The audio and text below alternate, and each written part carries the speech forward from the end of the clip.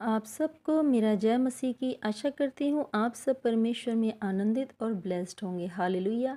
मेरे प्यारे मसीह भाई बहनों, आज का बाइबल वचन लिया गया है उत्पत्ति का 4, कैन और हाबिल। मेरे प्यारे मसीह भाई बहनों, परमेश्वर आज इस वचन के द्वारा हमें बहुत भेद की बातें बताएंगे और हम कैन और हाबिल के जीवन से कुछ ऐसी बातों को जानेंगे और सीखेंगे जो हमारी आशीष का कारण बन सकती हैं। तो आइए इस वीडियो को शुरू करें और मिलकर इस वचन को पढ़ें और मनन करें। प्रभु आप सबको आशीष दे।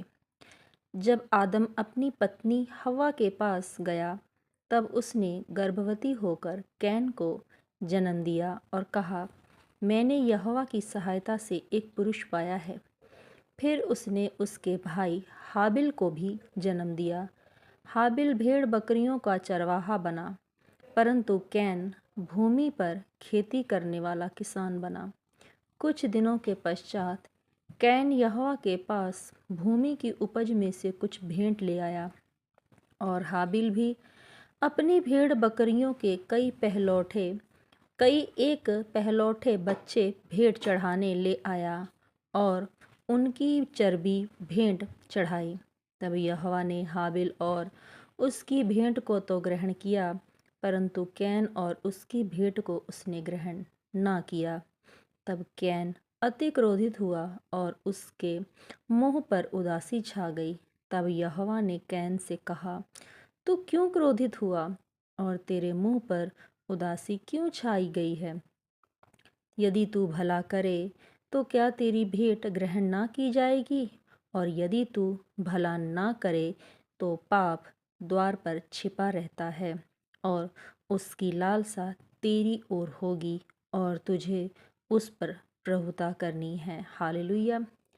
मेरे प्यारे मसीह भाई बहनों, परमेश्वर हमें इस वचन से कुछ बातों को समझाते और सिखाते हैं। पहली बात क्या है?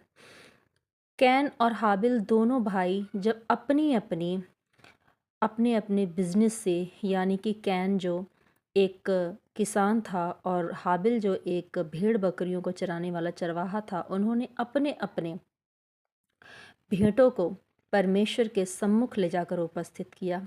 लेकिन ऐसा क्या कारण था कि हाबिल की भेंट तो स्वीकार की गई परंतु कैन की भेंट स्वीकार नहीं की गई?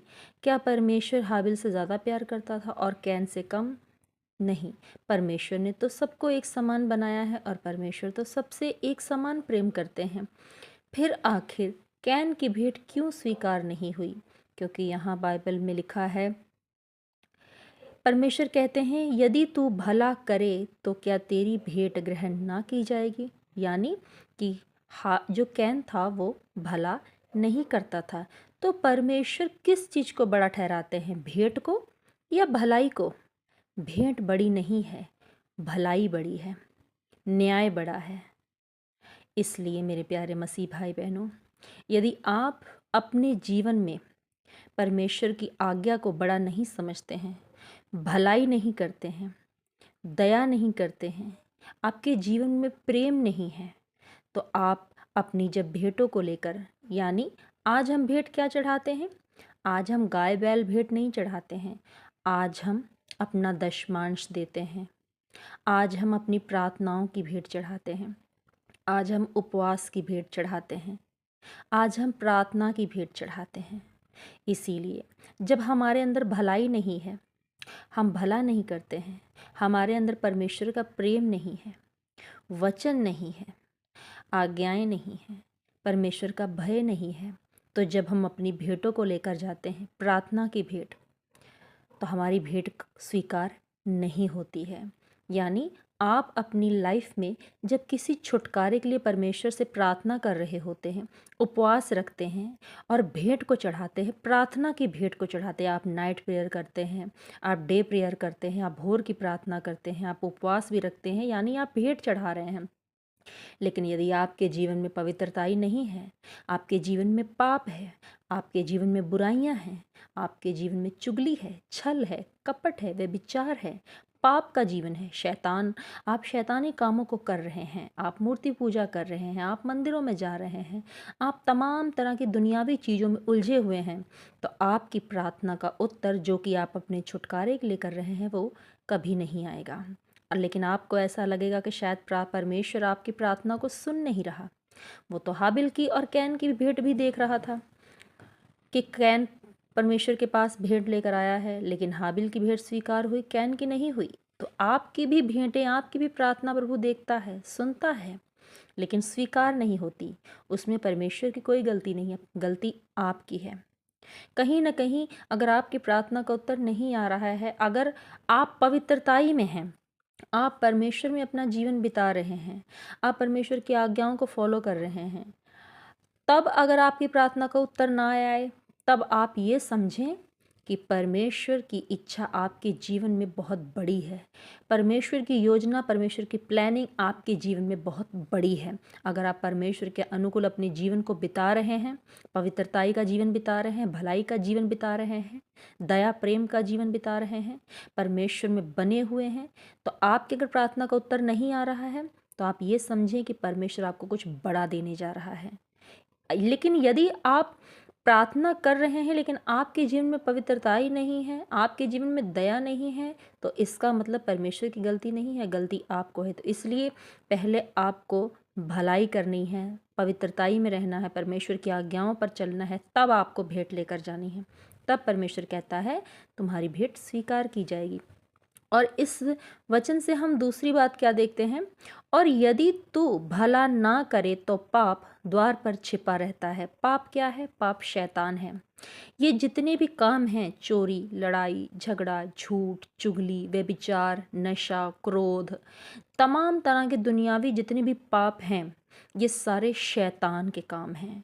जब हम पाप करते हैं तो बाइबल कहती है यदि तुम्हारे काम शैतान के हैं, शैतानी काम है, तो तुम शैतान की संतान हो, लेकिन यदि तुम्हारे काम भलाई के हैं तो तुम प्रभु यीशु मसीह की संतान हो। इसीलिए अगर बाइबल कहती है कि यदि तू भला ना करे तो पाप द्वार पर खड़ा है, यानी पाप शैतान है। तो अगर आप भलाई नहीं करते हैं, अगर आप परमेश्वर की आज्ञाओं पर नहीं चलते हैं, आप पवित्रताई का जीवन नहीं जीते हैं, तो पाप आपकी लाइफ में एंटर करेगा, यानी शैतान आपकी लाइफ में एंटर करेगा। आपको भले उस समय कुछ भी दिखाई ना दे, आपको ये लगे कि अरे मैं तो पाप कर रहा हूँ, मैं तो व्यभिचार कर रहा हूँ, मैं तो ड्रिंक भी कर रहा हूँ, नशा भी कर रहा हूँ, लेकिन मेरी लाइफ में तो सब कुछ नॉर्मल चल रहा है। भले आपको उस समय दिखाई ना दे, लेकिन एक समय आएगा जब वो जो पाप आपने किए हुए हैं उसका रिजल्ट आपकी लाइफ में दिखाई देगा। शैतान आपकी लाइफ में तमाम तरह की बीमारियां को, कलेशों को, दुख को, तकलीफ़ों को, कर्ज को आपकी लाइफ में लेकर आएगा, और आप अचानक से सोचेंगे कि ये सब क्या हो गया मेरी लाइफ में। वो इसलिए हुआ है क्योंकि आपने भलाई नहीं की, आपने पवित्रताई का जीवन नहीं जिया, इसीलिए वो शैतान आपकी लाइफ में एंटर कर गया। बाइबल कहती है, परमेश्वर का वचन हमें सिखाता है, और उसकी लालसा तेरी ओर होगी और तुझे उस पर प्रभुता करनी है। यानी जो शैतान है उसका ध्यान दिन और रात आपकी ओर ही लगा रहता है कि आप कब पाप करो और कब शैतान आपकी ज़िंदगी में कर्ज और बीमारियों को लेकर आए। जैसे ही आप पाप का जीवन जीना शुरू करते हो, शैतान आपके जीवन में कर्ज, बीमारियों को, परेशानियों को, प्रॉब्लम को लेकर आता है। लेकिन बाइबल हमें क्या सिखाती है कि तुझे उस पर प्रभुता कर रही है। किस पर? शैतान पर। आपको शैतान को अपने जीवन में एंटर नहीं करने देना है, आपको शैतान के ऊपर जय पानी है। आप शैतान के ऊपर जय कैसे पा सकते हैं? आप शैतान के ऊपर जय तब पा सकते हैं जब आप भलाई का जीवन जिएंगे। जैसे ही आप भलाई का जीवन जीना शुरू करेंगे, पवित्रताई का जीवन जीना शुरू करेंगे, शैतान को आपकी लाइफ को छोड़कर जाना पड़ेगा। वो किसी भी कीमत में आपकी ज़िंदगी में वो रह ही नहीं सकता। जैसे ही आप भलाई, पवित्रताई, परमेश्वर की आज्ञा को फॉलो करना शुरू करेंगे, यानी आप क्या करेंगे? आप शैतान के ऊपर प्रभुता करेंगे। और परमेश्वर ने यही कहा है आपसे कि शैतान की लालसा जो है वो तेरी ओर है और तुझे उस पर प्रभुता करनी है। तो आपको पवित्रताई में चलकर, परमेश्वर की आज्ञाओं को मानकर आपको शैतान के ऊपर जय पानी है।